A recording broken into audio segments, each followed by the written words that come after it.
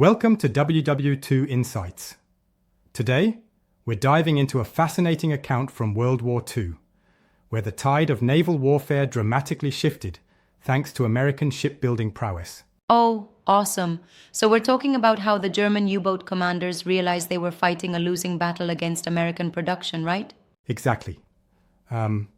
It's like they discovered that America's assembly lines were churning out Liberty ships so fast that German submarines just couldn't sink enough tonnage. Yep. Right, yeah. I've heard exactly that. 3 ships every 2 days, with over 2,700 Liberty ships built between 41 and 45. Isn't that insane? It really is. What blows my mind is the contrast. The U-boats, which were designed for stealth and precision, found themselves overwhelmed by a production rate that turned naval warfare into a contest of numbers rather than tactics. It's like the Germans had this incredibly skilled crew down below, but they were fundamentally outmatched by the industrial might of the United States. Yeah, exactly. And the documentary we're discussing shows that the commanders, like Karl Dönitz and his crew, were definitely shocked by the sheer scale. American shipyards produced extreme numbers of Liberty ships. Right. And when you think about it, the production methods were revolutionary.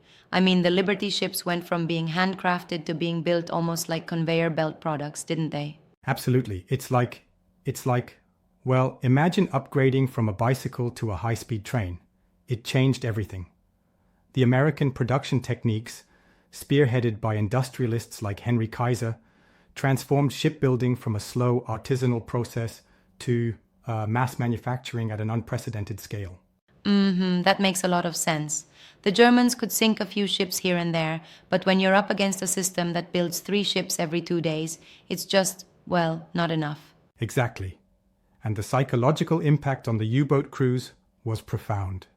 The commanders, reading diaries and war reports firsthand, witnessed that overwhelming production capability firsthand through classified intelligence reports and personal accounts from commanders like Werner Henke and Heinrich Lehmann-Willenbrock. Yeah, that's wild. It's almost as if the American Industrial Revolution on the battlefield was a game changer, which makes me wonder, how did this shift affect the overall strategy in the Battle of the Atlantic? Well, it essentially shifted the framework of the war. Rather than a tactical matchup, where sinking enemy tonnage might have balanced the scales, it became a race of numbers. The U-boats could only do so much, and the sheer volume of Liberty ships meant that critical supplies got through to Europe despite heavy attacks. That must have completely demoralized the German strategy. Even if you had, say, the most advanced tactics, you just can't compete with that kind of sheer production speed. Exactly. It's like a David versus Goliath scenario, but here, the slingshot simply wasn't effective against an endless barrage of ships. It led to what many consider the turning point in the Battle of the Atlantic. Right. And it's also interesting how this story is pieced together from diverse sources, like personal diaries, intelligence reports, and first-hand accounts from commanders. That really adds depth to it. That's a great point. It shows that behind every statistic was a human story. Imagine being on a U-boat and realizing that no matter how stealthy your approach might be, the enemy's production machine was practically unstoppable. It almost sounds like a tragic irony, the technological prowess of the enemy turning the tide of battle. Exactly. And interestingly, it's not just the numbers. It's also about methodology. The U-boat crews were trained for tactical warfare, yet they were up against a system that was built for relentless throughput. The documentary even points out that 75% of the U-boat crews never returned home. Yeah, that's gut-wrenching. Wow, 75% is just a staggering number that really drives home the point of the industrial might versus tactical skill. For sure. There, the emphasis was not only on the construction speed, but also on the overall industrial design of war, transforming war from an arena of strategy to one of production efficiency. It's almost like an early example of winning by numbers. And while I totally appreciate that perspective, don't you think that sometimes this narrative might oversimplify by suggesting that shipbuilding alone won the battle? What about the skill of the Allied naval convoys and the technological advances in anti-submarine warfare? That's a very valid point. The production capability was certainly a major factor, but it was part of a broader strategy that included improved convoy tactics, new radar technology, and coordinated air patrols. Yeah, exactly. The American industry provided the tallies, but the Allied forces had to guarantee that those ships reached their destinations. So it wasn't just about quantity, but also quality in terms of how those ships were protected and deployed. Precisely. And the U-boat commanders, as depicted in the documentary, began to realize that their methods just weren't going to cut it anymore. It was the clash of two very different war philosophies: industrial manufacturing versus traditional naval combat. And that shift highlights the broader transformation in warfare during that era. It's almost prophetic in a way, predicting the coming of even more technology-driven conflicts. Absolutely. It's like they say history repeats itself, but here it's more about evolution in warfare. The more production lines and logistics you have, the more you can withstand tactical losses while still winning the war. That makes you wonder how modern industries could learn from this, especially in terms of resilience and scalability during extreme challenges.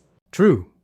And while the context was war, the underlying lesson is applicable in many fields today, whether it's supply chain management or even software development. It's all about building systems that can handle exponential demands. That's a neat connection.